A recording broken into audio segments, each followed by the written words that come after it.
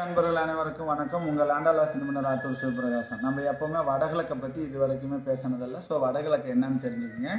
வாழ்க்கையில் எப்போவுமே வடகிழக்கு சரியாக இருந்தால் மட்டும்தான் நம்மளுடைய மைண்ட் செட்டு சரியாக இருக்கும், நீங்கள் எடுக்கிற முடிவு சரியாக இருக்கும். என்ன காரணம்னு பார்த்தீங்கன்னா, வடகிழக்கு தான் நம்மள புதன் சம்மந்தப்பட்ட இடம் ஜோதிடத்துலன்னு பார்த்தீங்கன்னா, வடகிழக்கு சரியாக இருந்தால் மட்டும்தான் நல்லா படிக்க முடியும், நல்ல வேலை கிடைக்கும். ஸோ இப்போ ரீசெண்டாக ஒரு வீடு போகிறேன், ஒரு வீடு வாஸ்து பார்க்க போகும்பொழுது வடகிழக்கில் செப்டி டேங்கும் லெட்டின் கழிவறையும் செப்டி டேங்க், அதாவது கழிவு நீர் தொட்டி கழிவறையும் வச்சுருக்குறாங்க. ஸோ எங்கள் பையனுக்கு வேலையே கிடைக்கலைங்க. இப்போ ரயில்வேல பரீட்சை எழுதியிருக்காரு, ஆனால் பரீட்சை எழுதி பாஸ் ஆகிட்டார். ஸோ என்ன வேணாலும் பண்ணட்டும், நீங்கள் என்ன செய்யட்டும், கரெக்டாக இன்டர்வியூவில் வந்து அப்படியே வேலை நின்று போயிடுது, வேலை எடுக்க வரதை நிறுத்திட்டாங்க. ஸோ வடகிழக்கு சரியாக இருந்தால் மட்டும்தான் நம்ம வீட்டில் வேலைவாய்ப்பு கரெக்டாக கிடைக்கும், நம்மளுடைய எடுக்கிற மைண்ட் செட் கரெக்டாக இருக்கும்.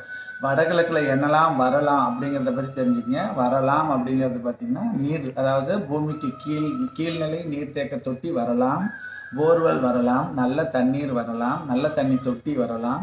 அதாவது எப்பொழுதுமே நல்ல விதமான செயல்கள் எல்லாமே வடகிழக்கில் தான் வரணும். வடகிழக்கில் பொறுத்த வரைக்கும் மேல்நிலை நீர்த்தேக்க தொட்டி வைக்கவே கூடாது.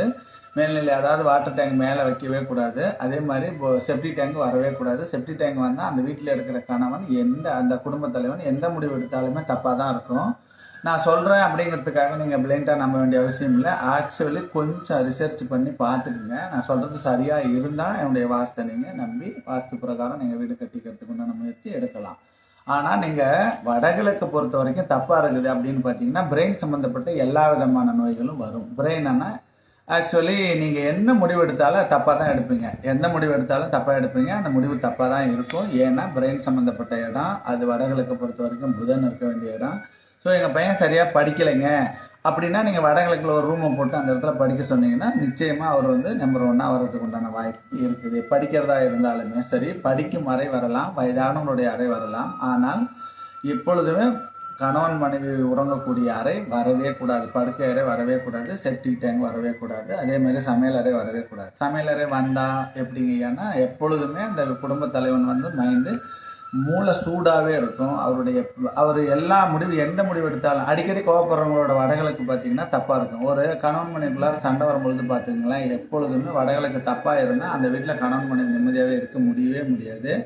கணவன் மனைவிக்குள்ளார சண்டை வருதுன்னா வடகிழக்கை கரெக்டாக பார்க்கணும். கிழக்கு பக்கம் மூடி இருக்கக்கூடாது. ஆல்கஹால் சம்மந்தப்பட்ட பகுதி கிழக்கு பகுதி பொறுத்த வரைக்கும் கிழக்கு மத்தியில் சுக்கிரன் இருக்கிறதுனால அது இந்திரன், அந்த இடத்துக்குரிய தெய்வம் வந்து அந்த இடத்தோட அதிபதினு பார்த்தா இந்திரன். அந்த இடம் டம்மியாகி போய் ஜன்னல் இல்லாத, திறவுகோல் இல்லாத, உச்சத்தில் வாசல் இல்லாத, உச்சத்தில் ஜன்னல் இல்லாத இருந்தால், கிழக்கு பக்கம் மூடி இருந்தால் அவர் 100% போதை சம்மந்தப்பட்ட இதுக்கு அடிமையாகிடுவாங்க.